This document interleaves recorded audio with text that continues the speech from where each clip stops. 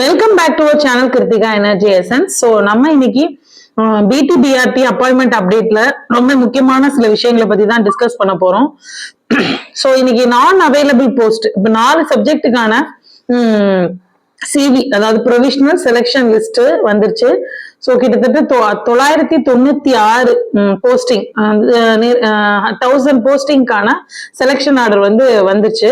அதுல 160 போஸ்ட் கிட்டத்தட்ட 200 கிட்ட போஸ்ட் நான் அவைலபிள் அப்படின்ற மாதிரி வந்திருக்கு. 180 160 வச்சுக்கலாம். ஸோ அப்படிங்கும்போது இந்த நான் அவைலபிள் போஸ்ட நாங்க திரும்ப ஜெனரல் மெரிட் லிஸ்ட்ல இருந்து நிரப்பிடுவோம் அப்படின்னு நம்மளோட டிஆர்பி வெப்சைட்லயே நமக்கு இது கொடுத்துருக்காங்க. ஸோ அதை பத்தின டீடைல்டான இன்ஃபர்மேஷன் தான் இப்ப இந்த நம்ம வீடியோல நம்ம டிஸ்கஸ் பண்ண போறோம். ஸோ இப்ப இதுல கிருத்திகா எனர்ஜி எசன்ஸா இன்னும் சப்ஸ்கிரைப் பண்ணாம பார்த்துட்டு இருக்க வியூவர்ஸ் கண்டிப்பா சப்ஸ்கிரைப் பண்ணிக்கோங்க. நோட்டிபிகேஷன் பெல் ஐக்கானை கிளிக் பண்ணி வச்சுக்கோங்க. டிஆர்பி ஸோ இப்ப எஸ்ஜிடி எக்ஸாம் பத்தியும் நம்ம டீடைல்ஸ் போட்டுட்டு இருக்கோம். இப்ப யூஜிடிஆர்பி பிஜிடிஆர்பி 2024 அதுக்கான கிளாஸஸ் ஆன்லைன் டெஸ்ட் பேட்ச் மட்டும் நடத்திட்டு இருக்கோம். ஸோ அதே மாதிரி டிஎன் டெட் அடுத்த நோட்டிபிகேஷன் ஆன டிஎன் டெட்டுக்கான டெஸ்ட் பேட்சும் நம்மளோட சேனல்ல கைடன்ஸ் கொடுத்துட்டு இருக்கோம். ஸோ இதுக்கு யாராவது உங்களோட ஃப்ரெண்ட்ஸ் யாராவது ப்ரிப்பேர் பண்ணிட்டு இருந்தாங்கன்னா கண்டிப்பா ஷேர் பண்ணுங்க. நம்மளோட சேனலை இன்னும் சப்ஸ்கிரைப் பண்ணாம நிறைய வியூவர்ஸ் பார்த்துட்டு இருக்கீங்க. கண்டிப்பா சப்ஸ்கிரைப் பண்ணிக்கோங்க. உங்களுக்கு இது ரொம்பவே உங்களோட டீச்சிங் ஜேர்னில கண்டிப்பா ஹெல்ப்ஃபுல்லா இருக்கும்னு நான் அஷேர் பண்ண முடியும். ஸோ இன்னைக்கு வீடியோ அப்படின்னு நம்ம பார்க்கும்போது ஏற்கனவே சொன்ன மாதிரி அந்த நான் அவைலபிள் போஸ்ட் என்ன மாதிரியான மெத்தட்ல எல்லாம் நிரப்ப முடியும் அப்படிங்கறதான் இப்ப பார்க்க போறோம். ஸோ அப்படிங்கும்போது ஃபர்ஸ்ட் எடுத்துக்கிட்டோம் அப்படின்னா ப்ரொவிஷனல் செலெக்ஷன் லிஸ்ட்ல நமக்கு என்ன சேஞ்சஸ் வரலாம் அப்படின்னா இந்த நான் அவைலபிள் போஸ்ட அவங்க ஃபில் பண்ணியே போயிட்டு வந்திருக்க சிவில இருக்க கீழே இறங்க இருக்க மார்க் ஃபில் பண்ணி அவங்க என்ன பண்ணிடலாம் செலக்ஷன் லிஸ்ட் அடுத்தடுத்ததுக்கு ஏன்னா நோட் போட்டாங்க இல்லையா, ஜெனரல் மெரிட் லிஸ்ட்ல இருந்து நாங்க எடுத்துருவோம் அப்படிங்கிற நோட் கெமிஸ்ட்ரி லிஸ்டோடய போட்டாங்க. ஸோ இப்ப இன்னொரு முக்கியமான விஷயம் என்னன்னா மேக்ஸுக்கு வித்ட்ரான் பண்ணிட்டு அந்த மேக்ஸோட சிவி லிஸ்ட வித்ட்ரான் திரும்ப எடுத்துட்டு ரிவைஸ்டு லிஸ்ட் விட்டுருக்காங்க. ஸோ அதுல சில கம்யூனல் டேர்ன்ஸ்ல டைப்போகிராபிக்கல் எரர் இருந்ததாகவும் இல்ல சில இடத்துல கம்யூனிட்டி அதாவது உள் ஒதுக்கீடும் மாறி இருந்துச்சு அப்படிங்கிறதுனால ஃபார் எக்ஸாம்பிள் பாத்தீங்கன்னா நமக்கு எஸ்ஜிடி போஸ்டிங் வேற ஒருத்தருக்கு அலாட் ஆயிருந்திருக்கு. பிசிஎம் கேட்டகரி ஃபீமேல் கேண்டிடேட்டோடது மேல் கேண்டிடேட் நேம் இருந்திருக்கு. ஸோ இந்த மாதிரியான டைப்போகிராபிக்கல் எரர் இருந்திருக்கு. கம்யூனல் வைஸும் அந்த டைப்போகிராபிக்கல் எரர் இருந்திருக்கு. ஸோ அதை கரெக்ஷன் பண்ணி ரிவைஸ்டு லிஸ்ட் கொடுத்துட்டாங்க. ஸோ இதுக்கப்புறம் நமக்கு வராத மீதி லிஸ்டுக்கு அவங்க போடும்போது நான் அவைலபிள் அப்படிங்கிற போஸ்ட் இல்லாம போடுறதுக்கான வாய்ப்பு இருக்கு. ஏன் அப்படின்னு கேட்டீங்கன்னா அந்த 3192 போஸ்டிங்க்கு நிதித்துறை ஒப்புதல் இந்த வருஷம் நீங்க நிரப்பிக் கொள்ளலாம் அப்படின்னு சொல்லி நிதித்துறை ஒப்புதல், அதுக்கப்புறம் நம்ம டிபார்ட்மெண்ட் ஒப்புதல் இது எல்லாமே வாங்கியாச்சு. அப்படிங்கிற பட்சத்துல இதை அவங்க நான் அவைலபிள் போஸ்ட ப்ரொவிஷனல் லிஸ்ட்லயும் நிரப்புறதுக்கான வாய்ப்பு இருக்கு. அதாவது சரியான இன சுழற்சியை கடைபிடித்து அப்படின்னு சொல்லலாம். சோ அப்படி இல்லை அப்படிங்கும்போது செகண்ட் சிவி லிஸ்ட் அப்ப அடுத்து என்ன பண்ணலாம் அப்படின்னா செகண்ட் சிவி லிஸ்ட் இப்போ ஏற்கனவே சிவி போயிட்டு வந்தவங்கல இருந்து பாதி போஸ்டிங் கொடுத்துடலாம். அப்படி இல்லைன்னா திரும்ப சில பேரை அதாவது இது வரைக்கும் சிவிக்கு கூப்பிட்ட கட் ஆஃப்க்கும் அடுத்து இருக்கிற ஒரு சில மார்க் வரைக்கும் கட் ஆஃப் இன்க்ரீஸ் பண்ணி ஒரு செகண்ட் சிவி லிஸ்ட் கூப்பிடுறதுக்கான வாய்ப்பும் இருக்கு. அதுலயும் அதுதான் சொல்லியிருக்காங்க, certificate verification will be conducted அப்படின்னு தேவைப்பட்டால். ஸோ சில போஸ்டிங்க்கு தேவைப்படும், சில போஸ்டிங்க்கு தேவைப்படாது. ஸோ கம்யூனல்ல ஃபர்ஸ்ட் பாயிண்ட்ல என்னன்னா நமக்கு ப்ரொவிஷனல் லிஸ்ட்ல எடுக்கணும் அப்படின்னா அதே கம்யூனல் ரேங்க்ல இருக்கவங்கள எடுக்கணும். சோ அதே கம்யூனல் ரேங்க் இப்ப நீங்க எஸ்சிஏ கேண்டிடேட்னா எஸ்சிஏ கேண்டிடேட் எடுக்கணும், பிசிஎம் கேண்டிடேட்னா பிசிஎம் கேண்டிடேட் எடுக்கணும். அப்படிங்கிறதுனால அவங்க அந்த ப்ரொவிஷனல் செலெக்ஷன் லிஸ்டுக்கு அடுத்து அதே கம்யூனல் டேர்னுக்குள்ள கீழே கம்மியா இருக்கிற மார்க்ல இருக்கவங்க எடுப்பாங்க.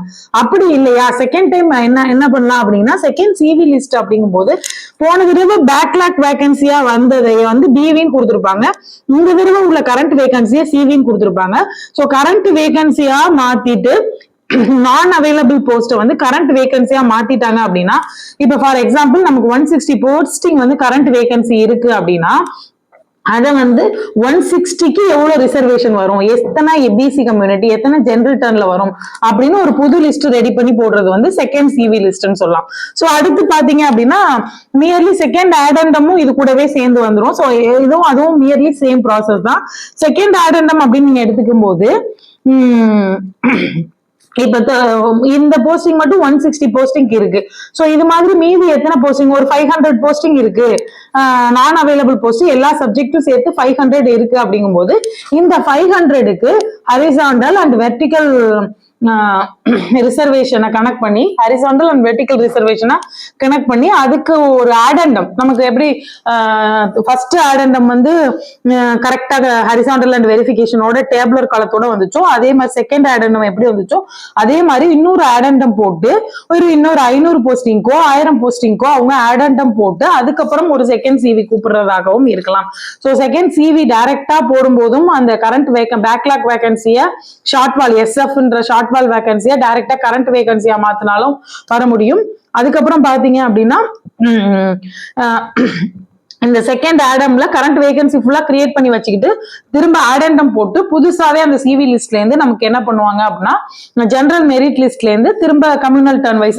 ஸோ ஃபார் எக்ஸாம்பிள் ஒரு 1000 போஸ்டிங்க்கு எத்தனை பிசிக்கு இது கொடுக்கணும் வெரிஃபிகேஷன் ரிசர்வேஷன், அடுத்து பாத்தீங்கன்னா வெர்டிகல்னு பார்த்தோம்னா எத்தனை உமன் கொடுக்கணும், எத்தனை பிஎஸ்டிஎம் கொடுக்கணும் அப்படின்ற ஆடண்டம் போட்டதுக்கு அப்புறம் அந்த ஆடண்டம் வச்சுக்கிட்டு சிவிக்கு கேண்டிடேட்ஸை கூப்பிட்டு அது மூலமா கூப்பிடுறது.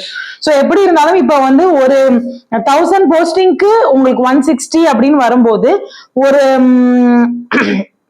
3192 போஸ்டிங்க்கு அப்படிங்கும்போது நம்ம எப்படி எதிர்பார்க்கலாம் அப்படின்னா ஒரு 500 to 600 இன்னும் ஏதாவது பேலன்ஸ் இருக்கிற பட்சத்துல அதையும் போடுறதுக்கான வாய்ப்பு இருக்கு. ஒரு ஆடண்டம் போடும்போது இன்னும் எக்ஸ்ட்ரா போடுறதுக்கான வாய்ப்பும் இருக்கு. ஸோ குறைந்தபட்சம் 500, அதிகபட்சம் ஒரு 700 800 வரைக்குமான ஆடண்டம் கூட எதிர்பார்க்க முடியும். இது ப்ரொவிஷனல் செலக்ஷன் லிஸ்ட்லயே கரெக்ஷன் பண்ணியும் அனுப்புறதுக்கான சாய்ஸும் இருக்கு. செகண்ட் சிவி லிஸ்ட்லயும் இதை கரெக்ஷன் பண்ணி அனுப்புறதுக்கான வாய்ப்பு இருக்கு. அடுத்து செகண்ட் ஆடண்டம் விட்டுட்டு அதுக்கப்புறம் திரும்ப ஒரு சிவி லிஸ்ட் நடத்தி அவங்களுக்கு போஸ்டிங் போடுறதுக்கான வாய்ப்பும் இருக்கு அப்படிங்கறதா. சோ எப்படி பார்த்தாலும் போன வீடியோல நான் கிளியர் கட்டாவே சொல்லியிருப்பேன். என்ன அப்படின்னா இன்னும் சில பேர் டீச்சிங் கம்யூனிட்டிக்குள்ள இந்த எக்ஸாம் மூலமா வர்றதுக்கான வாய்ப்புகள் மிக அதிகம். சோ புதுசா செலக்ட் ஆகுறவங்க எல்லாருமே ரொம்ப கவனமாவே அதை வாட்ச் பண்ணிட்டு இருந்தோம்னா நமக்கு அது தெரிய வரும். சோ இன்னொன்னு முக்கியமான விஷயம் என்ன அப்படின்னா இந்த சிவி லிஸ்ட் அந்த வித்ட்ரான் லிஸ்ட் இதெல்லாம் பார்க்கும்போது நம்மளோட கம்யூனிட்டி இப்ப நமக்கு சிவி லிஸ்ட் வந்திருக்கு அப்படின்னா நம்மளோட கம்யூனிட்டி வைஸா இருக்கட்டும், நம்மளோட செலெக்ஷன் வைஸா இருக்கட்டும். சோ இப்போ நமக்கு அடுத்தடுத்து இன்னைக்கு கூட அடுத்த ஒரு லிஸ்ட் ரிலீஸ் ஆகலாம். சோ நம்மளோட ரிசர்வேஷன்ல தான் வந்திருக்கோமா அப்படின்றத ரொம்ப தெளிவா பாத்துருங்க. சோ ஜெனரல் டர்ன்ல இருக்கவங்க கம்யூனல் டர்னுக்கு இறங்கி வர பட்சத்துல அவங்களோட ஜெனரல் டர்ன்ல தான் இருக்கு, அதாவது அவங்களோட கம்யூனிட்டி டர்ன்ல தான் இருக்கீங்களா. ஃபார் எக்ஸாம்பிள் நீங்க பிசி கம்யூனிட்டி ஃபீமேலா இருந்தா பிசி ஃபீமேல பிஎஸ்டிஎம் கொடுத்துருக்கீங்களா, பிஎஸ்டிஎம் இருக்கா அப்படிங்கறது எல்லாத்தையுமே ஒரு தடவை செக் பண்ணிக்கோங்க. ஏன்னா நீங்க என்ன ரிசர்வேஷன்ல வேலைக்கு வரீங்கன்றது ரொம்ப ரொம்ப முக்கியம். கடைசி வரைக்குமே ரொம்ப முக்கியமா ரேங்க், அந்த டிஆர்பியோட ரேங்க் வந்து உங்களோட ப்ரமோஷனா இருக்கட்டும், உங்களோட சீனியாரிட்டியா இருக்கட்டும், எல்லாத்துலயுமே மெயின்டைன் ஆகக்கூடியது. அதனால என்ன ரேங்க்ல கரெக்டான நம்மளோட ரிசர்வேஷன்ல தான் நம்ம வந்திருக்கோமா அப்படிங்கறத செக் பண்ணிக்கோங்க. சோ இந்த வீடியோ உங்களுக்கு பிடிச்சிருந்தா லைக் பண்ணுங்க, கமெண்ட் பண்ணுங்க. இதை மாதிரியான டிஆர்பி ரிலேட்டட் வீடியோஸை கண்டிப்பா கரெக்டான டயத்துக்கு அப்டேட் கிடைக்கிறதுக்காக நம்மளோட கிருத்திகா எனர்ஜி எசன்ஸை சப்ஸ்கிரைப் பண்ணிக்கோங்க அண்ட் நோட்டிபிகேஷன் பெல் ஐக்கானை கிளிக் பண்ணி வச்சுக்கோங்க. உங்களுக்கு ரொம்ப ஹெல்ப்ஃபுல்லா இருக்கும் அப்படிங்கறதுல எந்த வித சந்தேகமும் வேணாம். So thank you for watching this video. Thank you friends.